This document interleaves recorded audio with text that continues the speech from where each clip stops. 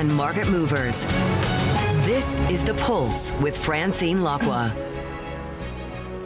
Good morning, everyone, and welcome to The Pulse. I'm Francine Lacqua here in London. Now, Iran is pressing ahead with attacks across the Gulf, despite diplomatic efforts to ease growing tensions from the Iran war. Now, Israel says it will no longer target Iranian energy sites after sparking retaliatory strikes and a rebuke from President Trump. Now, the Prime Minister Netanyahu also pledged the help of Israeli forces to reopen the Strait of Hormuz. The threat of rising prices as a result of attacks on Middle Eastern energy sites have forced central banks around the world into holding rates, with some warning that hikes may be on the way. Now, the Fed, the ECB and the Bank of England, also the BOJ, all making difficult policy decisions this week. With us, Jari, Stehn, Chief European Economist for Goldman Sachs. Jari, thanks so much for joining us. I mean, first of all, how difficult is it to predict the price of oil? Because everything depends on how long this lasts. It doesn't look like there's any kind of real escalation. So could we see 150 to 100, or does it stay at these levels but for much longer? Yeah, as you say, it's very difficult to predict. So we really have to think in terms of scenarios, I think, here. So we've laid out different scenarios for how long the flows through the Strait of Hormuz might be disrupted. Our baseline is 21 days, in which case we see oil at 110 around current levels. But we have a 30-day disruption and a 60-day disruption case, in which case the price of oil might go to 130 or 150 in that very adverse scenario. So that's the way to think about it at the moment. And then as we learn more about how the energy situation evolves, we have to sort of update our probabilities on these different scenarios. So what does this mean for the European economy? On inflation and growth? Right. It's, I think, easy on headline inflation. We're clearly going to get a big boost here to headline in coming months. It's also relatively straightforward for growth. We're going to get a hit, possibly quite a sizable one. And to give you a sense, we have downgraded our GDP forecast by about 0.5% so far, which is quite significant. We've upgraded our headline inflation forecast to rise towards 3%. That's the relatively easy part. I think the really hard part for central banks is to judge to what extent you could get persistent effects into inflation, second-round effects, which, of course, yesterday in the ECB's press conference was a key topic. And here, I think the lesson really has been, if the shocks are moderate to energy prices, you can probably look through them. But if they become big and persistent, you get second-round effects and you have to respond. But how do you know if they're big and persistent, given it's a supply shock? It's very hard. So, I mean, passage of time, obviously, is one element. Do energy prices kind of stay this high for a long time, or do they come down? We can see that. What is happening to the forward curve for energy? I would still say that is saying that we should see some relief in coming weeks and months. Yeah. But we can also look, of course, at any damage to the energy infrastructure, because the more we see, the harder it will be for flows to resume. Those are, I think, the things we have to focus on immediately. The next stage is then to look at early signs of second-round effects, inflation expectations, firms' pricing behavior, wage demands, and so on. And, the message is we're watching all of this, and over the next 6 weeks, by April, we might have news on this, as Joachim Nagel, of course, said this morning. But, I mean, if we have a hike from the ECB, I mean, first of all, let's just talk about market expectations, because they're expecting the ECB to react in a completely different way to the Fed. Yes. I mean, is that right? Does it feel fair? Or is it because it's a different type of investor that's looking at these? I think it's fair to look for somewhat different responses here, right? So, first of all, the U.S. is more insulated from this as a net energy exporter. The Fed also has a dual mandate, has a weakening labor market coming into this, which the ECB does not have. So I think that's an important difference. And then also, I think there's a bigger scar in Europe from the 2022 energy crisis. And of course, the ECB in the past has been much more responsive to these type of headline pressures, sometimes rightly, sometimes wrongly. But so I do think some difference there is appropriate, but the difference probably is a little bit too pronounced in current market pricing. But that gets back to the point of uncertainty that investors obviously are not just looking at what is most likely, but they're also trying to price the range of outcomes. And I think there are risks that if the energy shock continues to build, that you could get a lot of hikes in that scenario. And I think that's within the pricing as well. But is there a danger that a rate hike from the ECB in April could look like a policy mistake? It's possible, and that's what they need to balance. I think Philip Lane said we have two scars, one from 22, where we wish we had responded earlier, but we also have one from 2008 and 2011. So we have to balance that. And so, ultimately, if they do hike, we have a scenario, if energy price pressures continue to build, we have a scenario where they hike 3 times, June, July, September. But then we think they would probably unwind those hikes next year already, because the economy would weaken, global growth would weaken in that adverse scenario. And so I think that's also important to think about how sustainable would those hikes be. But I think the view within the ECB is if these pressures continue to build, if you get second round effects, the ECB has to send a signal to wage setters, to price setters, and say we're protecting the mandate. What does it mean for the Bank of England? I mean, they're looking at it very differently. They are looking at it differently, and I think that was the much bigger surprise yesterday in terms of the communication. In our mind, the situation is somewhat different because rates are still restrictive in the UK. The labour market is weaker than it is in the euro area, and so we were surprised by the hawkish message in the committee communication that said if this continues to build, we might have to act in 6 weeks. That was a very strong message. Governor Bailey balanced that a little bit later in the day. But I think we are left with a significant chance that the Bank of England also responds to this. And to me, that's a bit of a surprise because I think the weakening that we're seeing in the labour market in the UK, the restrictive level of rates, to me does suggest that there's a bit more time that the Bank of England has, whereas the ECB starts from a neutral level and a pretty solid labour market. And so I can see the urgency a bit more there. Jari, I mean, is there any doubt in your mind that, again, if we have a protracted, months of these kind of oil levels, that we go into recession? I think it's quite possible. It's not what we are showing even in our very adverse scenario. Yeah. The reason being that the pre-war baseline and outlook was actually a pretty good one, right? And so, this morning we got new fiscal data out of Germany. The fiscal expansion is underway. We actually saw in the fourth quarter some increase in consumption. We actually had a pretty constructive view, and so did the ECB prior to all of this. Now, this is changing, but I would say that the hurdle to be pushed into an outright recession is a little bit higher than it was in 2022, just because the starting point looks a bit better. But it's entirely possible and a function of what we're seeing in terms of energy prices. Jari, is it possible that we're doing just much ado about nothing? Because we have a lot of stockpiles that are being released, and let's say there is a kind of diplomatic resolution over the next 2 weeks that we can actually look through all of this. That's also possible. But is it a 10% possibility? Or, how difficult is it to, you talk about scenarios, which is probably, it's also the way that central banks, we understand, are looking at it.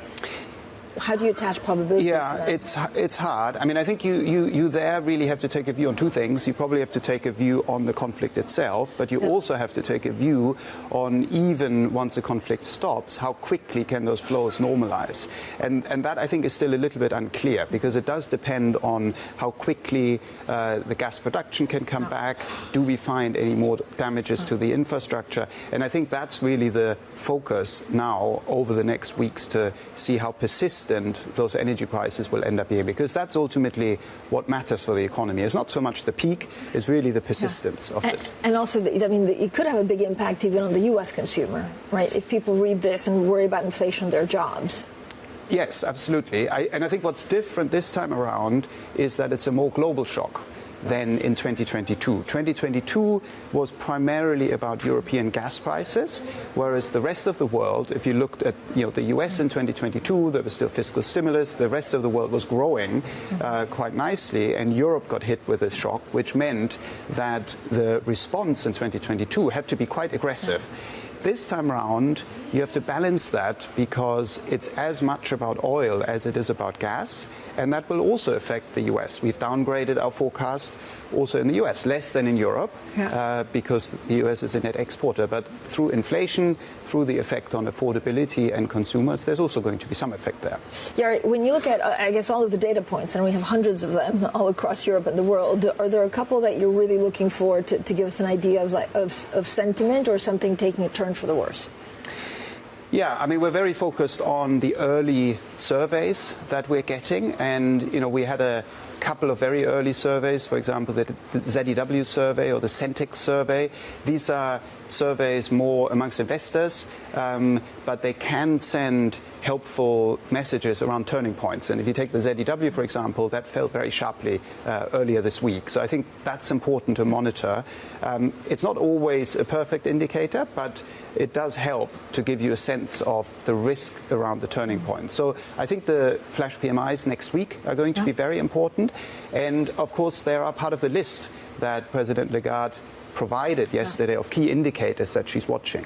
And I actually thought that was important. She didn't just list inflation expectations in energy prices, but she also listed the PMIs and surveys. So there's some balance there also. Okay, Jari, thank you so much, as always, for joining us. Jari Stehn, Chief European Economist for Goldman Sachs. Now, coming up, the Iran war pressures emerging markets. We'll be speaking to Yacov Arnopolin on why he thinks the sector is still surprisingly resilient. He's coming up next, and this is Bloomberg.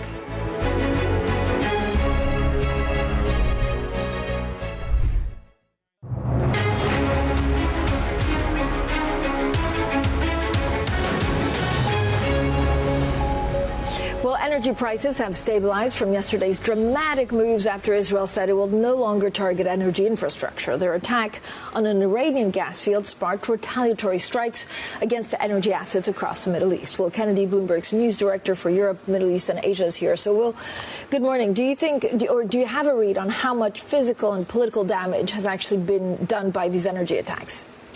We know quite a lot about what happened in Qatar the night before last. The Qataris have put out a statement saying that 2 of the LNG trains in that massive plant have been hit, and that will cut capacity by 17% for up to 5 years. So that really gives you an illustration of how severe that attack was. Elsewhere, we're not entirely clear. We've seen attacks on many of the region's oil refineries, and those are shut down partly because of those attacks, but partly also because they're not getting the crude they need to be able to run, and they can't export what they're making because the Gulf of Hormuz is closed. So we won't really get a clear idea of the wider long-term impact until the strait is open again and people can restart and the flow of crude and oil products out of the region can resume to somewhere close to its pre-war levels. Well, major central banks, of course, are this week's warning of future likely rate hikes due to spiking energy prices. What are the long-term implications for global economies and energy?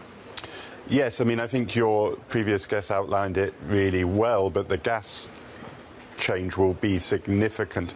Not only will we lost that 17% of Qatari gas, which is probably somewhere in the region of about 4% of global, 3 to 4% of global production, but that plant is completely closed. It will take a long time to start up.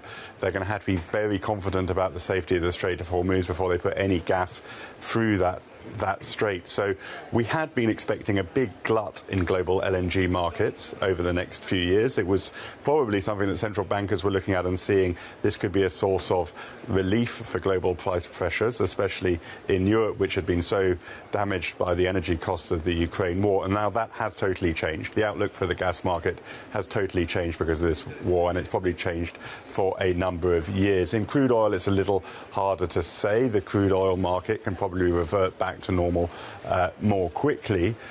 But as everyone says, the longer the straits close, the bigger and wider the disruption, and the longer it will take for oil prices to get back to where they would have been. I think at the very least, we can say that the forecast for prices this year are now completely changed, and we will see them higher for longer as the disruptions build up and it takes longer to unwind if and when the Straits of Hormuz do reopen again. Well, thanks so much, Bloomberg's news director for Europe, Middle East and Asia, Will Kennedy. Now, the war in Iran has dealt a blow to one of Wall Street's favorite trades, buying yen. My next guest believes the emerging market sector, with emerging markets, is remaining surprisingly resilient in spite of geopolitical stress. Well, let's speak to Yacov Arnopolin, EM portfolio manager at PIMCO. Yacov, so good to speak to you. So first of all, I mean, the focus on emerging markets, given the price of oil, has been quite significant. Does it change your view on any of them? Yeah, I'd say in general, given the prevalence of commodity producers among emerging markets, I mean, the sector has been quite resilient. And obviously, there's been some repricing in FX. I'd say largely in line with G10 currencies, and quite a repricing in the rate side. A lot of that to us is a question of some of the heavy positioning getting unwound, pricing in the inflationary shock we're living, obviously, the shock to headline inflation specifically. But what is probably not reflected yet is a likely hit to growth and potential demand destruction. So with that in mind, we're just starting to see value in the long ends of curves in Brazil, in South Africa, in the Czech Republic. So, I mean, I know you had a certain, a way of looking at emerging market local bonds in January. Do you continue to favor emerging market local bonds over hard currency, debt amid this recent volatility? Look, I would say there are spots of value across the spectrum in EM right now. Inevitably, the market, the knee-jerk reaction is sell the importers, buy the exporters. Right. That's like the first line of defense, so to speak. Having said that, when you actually look under the surface and see how much mispricing there now is in the market, I would say even some of the commodity importers that have large reserve buffers and credible policy, they've actually withstood the shock pretty well. I mean, Turkey comes to mind. They've accumulated 200 billion reserves. And we shouldn't forget that beyond the current oil and gas spike, gold is up 2x, over 200%. It's doubled in the past 2 years. So a country like Turkey that has half of its reserves in gold, right, the buffers have grown so much. So they're very much able to withstand the shock. And actually, anecdotally, as much as bond managers, we always think about the downside and worried about the worst case scenario. But if we do project some sort of benign denouement to this, which is not impossible, Turkey, a country, it's a $1.5 trillion economy. The trade with Iran, its neighbors, all of $3 billion. It's a drop. Right. So again, to the extent there is something good comes of this, and there's still hope, the trade could skyrocket. They could import energy from Iran. Turkey is a huge manufacturing hub that Iran could benefit from. So there are right tail scenarios that I think we should consider as well, for the region. Well, so where do you seek shelter? Again, is it the oil exporters, or you go to like a Latin America currency? Well, LATAM stands to benefit because, one, you have obviously the geopolitical angle, which has been quite favorable thanks to the Donroe Doctrine, and quite a few countries in the region are commodity exporters. So there is a reason that Venezuela has performed so well. There's a reason that Argentina has performed so well. In fact, I will also argue in Argentina, the market is pricing in the fiscal prudence, but probably not pricing in the potential growth in Vaca Muerta, which is the oil-producing region, where production could grow significantly more even than the projections. But yes, Brazil looks very attractive in the current context. So you would go to currencies in Latin America over even oil exporters? Realistically, that's where you probably have the clearest, the dotted line. You have the clearest benefit. The clearest beneficiary is Brazil, and certainly the currency looks very good right now, given how much oil they export. In terms of, again, emerging market, what's the biggest risk? Is it inflation or growth because of the oil shock? That's the toughest thing to trade in an environment where you have this uncertainty and we don't know how long the situation will last. The toughest thing to trade is a handover from the inflationary shock to demand destruction. The curves have bear flattened, right? We've priced in more hikes. Now, in our view, probably more hikes than are likely to take place or are justified, because specifically we should then see demand destruction, and we're seeing some of that happening in Asia as well because of regulating energy, and that's why also Asia to us remains quite vulnerable. There is this also notion of EM equities very heavily exposed to Asia. EM debt probably, there are better benchmarks. They're more diversified, less Asia exposure, and Asia naturally a huge importer of LNG, of oil from the Middle East. So when we look at our portfolio right now, we're quite cautious, for example, on currencies in India, big oil importer, and that's also a good offset, like good relative value to have versus Brazil. How are you hedging your portfolios? Well, the reality is we're quite cautious around some of the frontier markets, again, in Asia. Pakistan comes to mind, Sri Lanka come to mind. I would just have to be nuanced again. It's a far cry from 5 years ago, where we really were concerned about defaults in both of those places, and Sri Lanka naturally defaulted. Pakistan, although small economy, frontier economy, reliant on oil from the Middle East, they have a bond coming due in a couple of weeks. I think they'll have no issues repaying that bond. It's a question of just broader vulnerabilities and more risk premium that should be priced into the longer part of that curve, and the same goes for Sri Lanka. Longer term, and again, this is all dependent on how long the war lasts, what it means for oil prices, and how long they stay elevated or whether they spike up from here. So do you revisit this every day, every 2 weeks, every minute? So you're really... Look, I think we're blessed to have a team that follows this around the clock in every possible time zone. And, the situation is constantly changing. So, we're there trying to, walk between the raindrops. A lot of, again, to me, it's back to a lot of interesting opportunities being created. And with that, to the thesis, I think the EM thesis is still intact, other than this kind of blip, more than a blip. But nonetheless, the thesis of a lot of our investors looking to diversify away from developed markets. Yeah. Investors largely correctly perceiving emerging markets as being a commodity play, which it is, whether we're talking about gold, as we discussed with Turkey, and the same goes for Uzbekistan, Kazakhstan, or oil and gas. So net, the sector should actually weather the storm quite well relative to the shocks of 22, 20, and prior to that. But Yacov, let's say there's an off-ramp, diplomatic or otherwise. Does everything go back to normal? It'll be difficult to put that genie back in the bottle, simply because the shocks will take a long time to play out. There's damage to infrastructure, so naturally we don't want to be dismissive of the situation. But even looking at the Middle East, for example, which is not the epicenter of all of this, when we think about the Gulf states and we think about Gulf credit, the starting point is very strong. We're talking about AA balance sheets, single A balance sheets. So as much as there has been a disruption, there is a lot of damage to the infrastructure, because they're starting with large reserves. Qatar comes to mind, over 70 billion reserves, over 500 billion in the sovereign wealth fund. They should certainly be able to weather the storm and handle this deterioration. Although, again, I don't want to dismiss that this is an overnight situation. Certainly is not.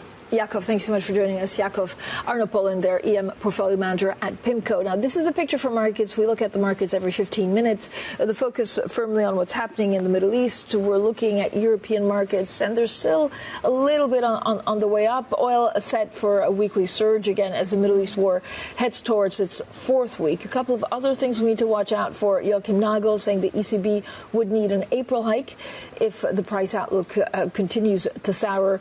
And then, look, investors sentiment has clearly shifted into a more bearish positioning. Traders, I guess, parsing every geopolitical headline after the conflict upended energy supply chains, but also that meant it was led to a surge in prices for gasoline and jet fuel. Coming up, insurance costs for vessels crossing the Strait of Hormuz soar. We'll discuss the challenges facing the reinsurance industry next with the SCOR chief executive. That's coming up next, and this is Bloomberg.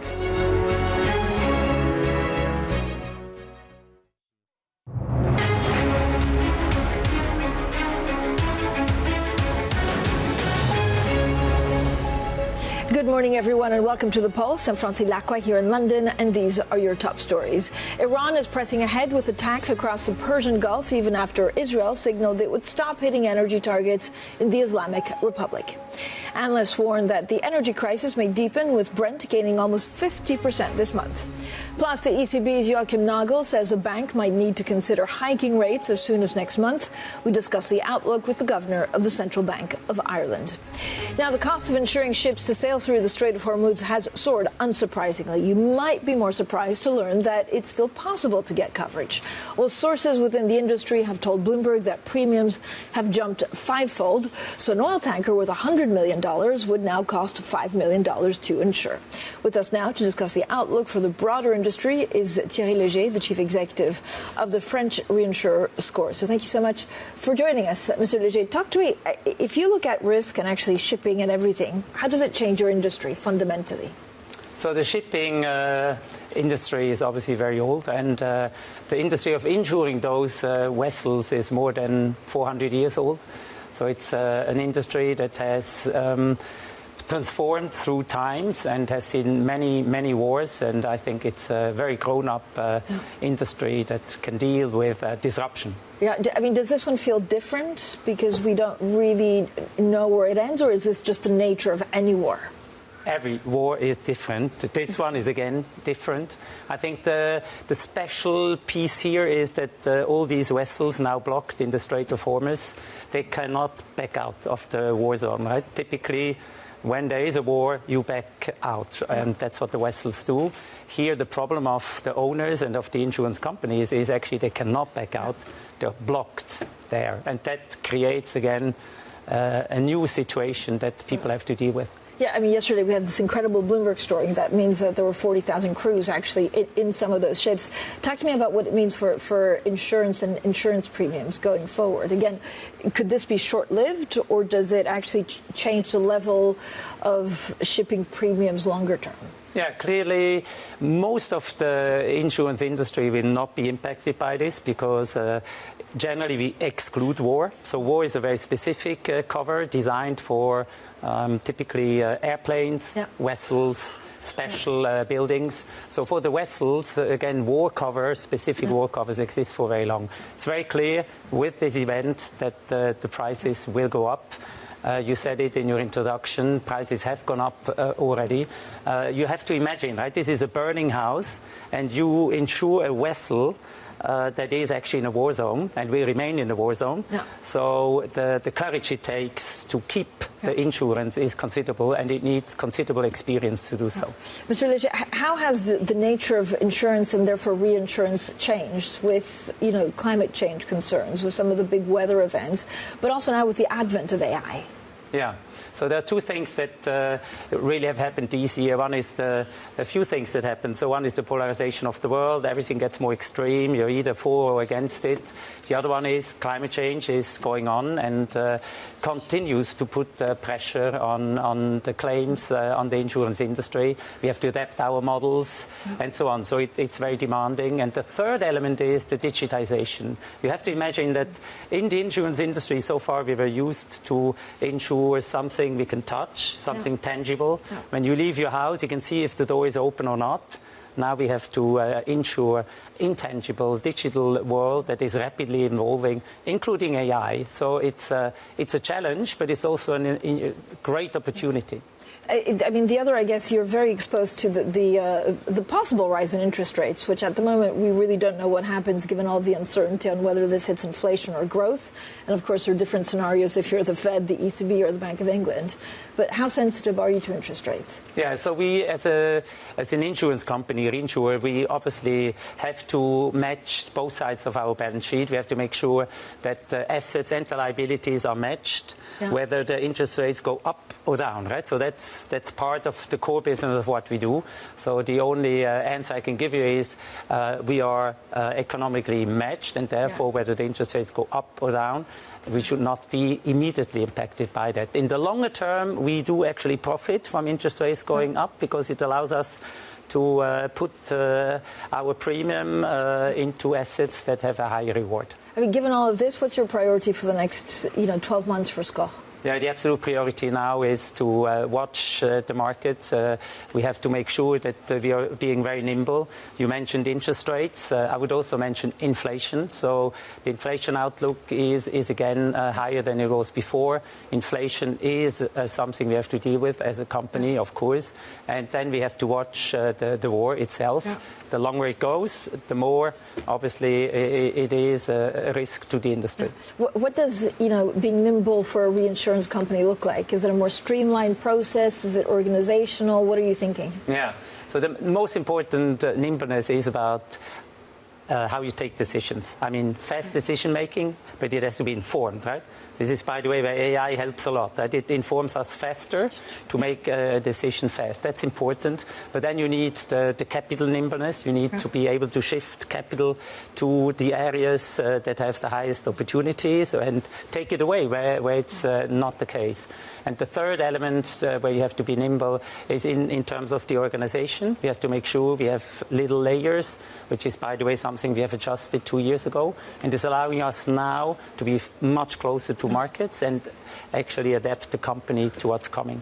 Okay, thank you so much for joining us. Thierry Léger there, the chief executive of the French reinsurer SCOR, with a good conversation on shipping, inflation, and, of course, what's happening in the Middle East. Coming up, the ECB keeps rates on hold, but could they hike as soon as their next meeting? We discuss all of this with Gabriel Makhlouf, the Irish central bank governor. That's coming up next, and this is Bloomberg.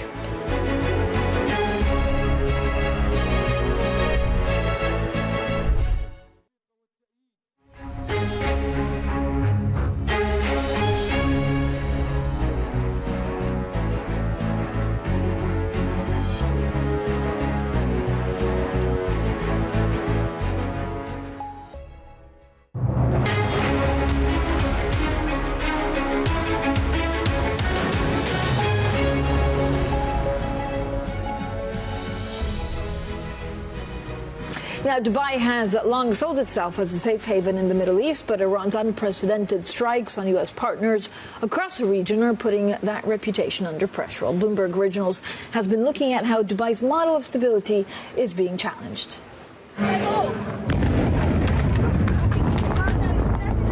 These attacks were unprecedented. We could not have imagined this scenario actually playing out. Most airports and airlines in the region are affected.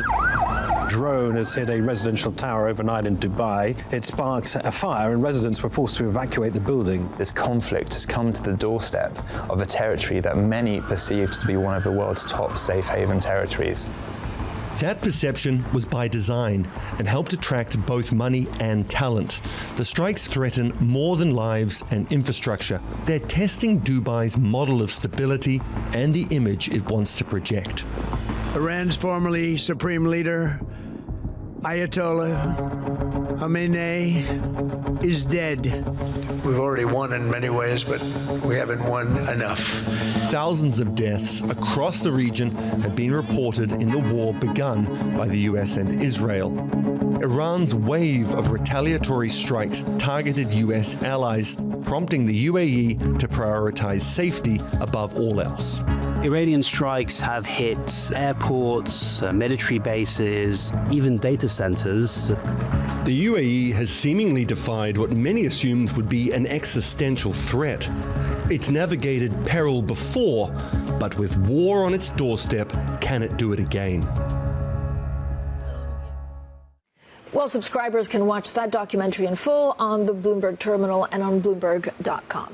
Now, Bloomberg understands the Pentagon has asked Congress for an extra $200 billion to fund the war in Iran. Now, sources say the request has been sent to the White House for review, and President Trump is yet to sign it off. When asked about the $200 billion figure, the U.S. Defense Secretary did not deny it, but said the number could move. As far as $200 billion, I think that number could move, obviously. It takes money to kill bad guys. So we're going back to Congress and our folks there to ensure that we're properly funded for what's been done, for what we may have to do in the future. Let's bring in Laurel Rapp, U.S. and North America Program Director at Chatham House. Laura, thank you so much for joining us. I mean, first of all, we're in the third week now of the conflict in the Middle East. Does the U.S. want out? Does it look like they're looking for an off-ramp? It's really not clear. At this stage, the U.S. says it is continuing airstrikes. It is continuing to hit military targets. It wants to take out that ballistic missile system. there may be emerging splits with the Israelis here, right? We saw Israel hit one of Iran's largest natural gas fields, South Pars, over the last couple of days, with huge Iranian responses in Qatar's LNG ports. And so the economic costs here are rising. We know these are things the Trump administration cares deeply about because they hit Americans' wallets. This is a big voter issue. But we have not seen a clear path to de-escalation at this stage or a plan forward. So what does Iran want? Do they just want to inflict maximum pain in terms of energy prices for President Trump? That's right. They know they have a couple of trump cards to play here. They know they can have huge economic dislocating effects here in the global energy market, but they also know it isn't just confined to energy. They can target and threaten the Strait of Hormuz, and so very little traffic is passing through Hormuz at this point, disrupting global commerce, raising prices across the board for every country that trades. That's everyone. But to what end, Laurel? So is it trying to get Europe to engage more, to engage in the conflict? Is it to try and get China involved because everybody has to lose with the higher price of oil? Or is it just to get the U.S. to back off? If we know anything about this Iranian regime, we know that it is focused on survival, right? This is an existential battle for the Iranian regime and the senior leadership and the Revolutionary Guards Force. And so they are going to try to inflict maximum damage for as long as they can, for as long as the U.S. and Israel is hitting them militarily. I mean, would Israel back down? I mean, can the U.S. convince Israel to back down? This is a question. We've seen Israel conduct unilateral strikes against Iranian targets over the past years. We've seen joint strikes between the U.S. and Israel. And so the U.S. could say, we're done, we're going home now, and Israel may want to continue. Look, the Iranians also have a huge vote in this, too, and they can choose to retaliate in any number of ways. And we know this has been a huge risk as the U.S. has looked at past contingencies on Iran to say, what are the tools Iran has in its toolbox? It has proxy forces across the region that can hit U.S. troops and allied partners, and it has this huge commercial leverage of controlling Hormuz. Was this a gross U.S. miscalculation? The U.S. didn't really seem to have a plan here. They went in with a whole range of shifting and conflicting goals and objectives here. I used to be a policy planner at the State Department, a U.S. diplomat, and you start a plan with a set of goals. You say, what is your goal? And then you build a plan to achieve that goal, and you apply U.S. tools in service of those goals and those ends. And as far as we've been able to see publicly in the early days, there was a really shifting set of goals here, and so that makes a plan really difficult to execute. It also makes it a bit easier to decide when to stop. Because if you can shift your goals, if you can be more flexible, President Trump can say, all right, today we're done. Maybe the costs have become too high for the American people. And so we're gonna pack up and we're going to go home. But that's sort of the fundamental issue here is Iran has been a threat to the U.S. for many years and to partners and allies. But this standard of was it an imminent threat? This is the threat that is sort of in international legal circles that we haven't seen real evidence to suggest. So, I guess two questions. Where's Congress in this? And what does this actually mean for the midterms? Congress has not been a major player in this. Congress has the prerogative, the authorities to authorize the use of force in military conflicts abroad. The U.S., the White House has notified Congress that it is using military force, but it has not sought authorization for it. And efforts to constrain, Democrat-led efforts to constrain, and some Republican efforts to constrain the president here in the White House have been voted down by Congress. Look, this isn't surprising. We've seen this Congress give this White House enormous latitude to conduct military operations abroad. We've also seen Congress use similar restraint in trying to shape the White House's military actions when President Obama was going into Libya, when President Bush was going into Iraq. And so there is often, in the Congress-White House relationship, a lot of latitude given to the president. We're seeing that here, too. Okay, Laurel, thank you so much. Laurel Rapp, their U.S. and North America Program Director at Chatham House. You'll have to come back because there's a lot to talk about. Given the midterms are about 6 months away. Now, the ECB will need to consider hiking rates as soon as next month if the Iran war exacerbates price pressures. This comes from the Governing Council member, Yacov, Nagel, who told Bloomberg that a rise in inflation might force a more restrictive stance on monetary policy. Well, joining us now is Gabriel Makhlouf, the governor of the Central Bank of Ireland. Governor, thanks so much for joining us, as always. So, look, the ECB baseline forecast has basically built assumptions of more than 40 basis points of rate hikes this year. There's also still an inflation overshoot in the medium term. So when should we expect a hike? Well, at the moment, we are, like everyone, trying to manage extreme uncertainty and trying to understand what the facts are as we make decisions. What we included in our baseline reflects a number of things, but in particular, it reflects our determination that we're going to achieve our price stability target of 2% in the medium term. The market expects, and it's in the baseline, 2 hikes. And I can well understand why they've assumed that. I mean, for one thing, they understand our determination to meet our target. But we have no predetermined path. And I think what we said yesterday and what I'm saying today is we need to keep a very close eye on the data, on the facts, on what's happening. When we come together again in April, we'll look at all those and we'll make a decision. Do you agree with Governor Nagel that the ECB may need to consider hiking as soon as next month? Well, if the facts, I agree with him, but I don't. What I've just said is the facts. If the facts point to us having to take action, we're going to absolutely take action. But in the end, it depends on the evidence. And quite clearly, we are 6 weeks away from having to make another decision. Mm-hmm. And 6 weeks is, in the life of this particular shock, of course, is a very long time. So let's see where we are in April. In the end, the most important thing is our determination to achieve our 2% price stability target in the medium term. Governor, financial conditions have tightened really quite a bit since the war started. How is that helping manage inflation pressures? And does that potentially actually buy you just a little bit more time before you need to consider hiking? Well, it certainly plays a factor, but I think what we're going to have to keep a very close eye on is what happens to commodity prices in general, what's happening to demand, what's happening to the labour market. I mean, all the sort of second-round effects that we worry about in particular are the sorts of things we're going to have to pay attention to. Financing conditions will obviously play a role, but in the end, and I'm sorry to keep repeating this, but I think it is important that we are determined to achieve our 2% target in the medium term. And the baseline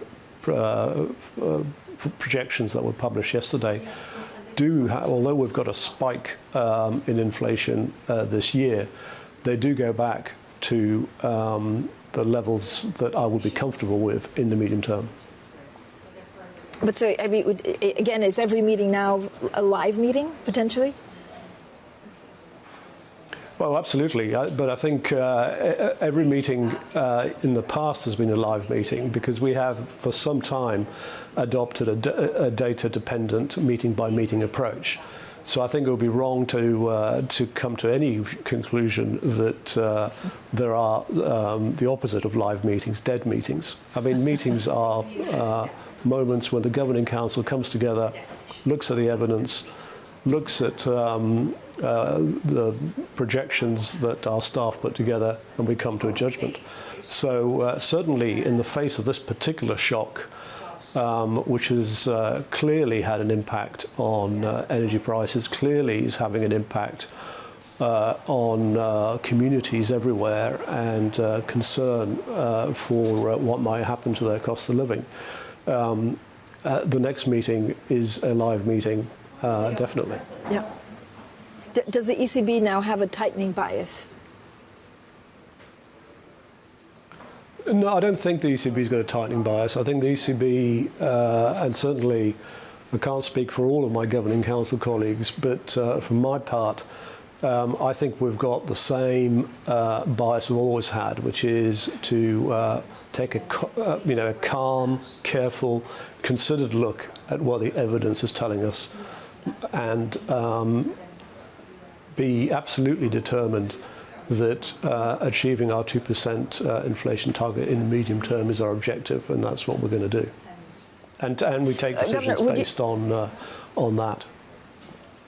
But does that mean, I mean, would you say that rate cuts, are off the table for good for now? For good? Well, if you tell me what's going to happen to the economy for good, then I could probably give you an answer. No, I mean, my own view has been in the past that we were in a good place. Expectations were anchored. Our projections were showing an inflation target in the medium term.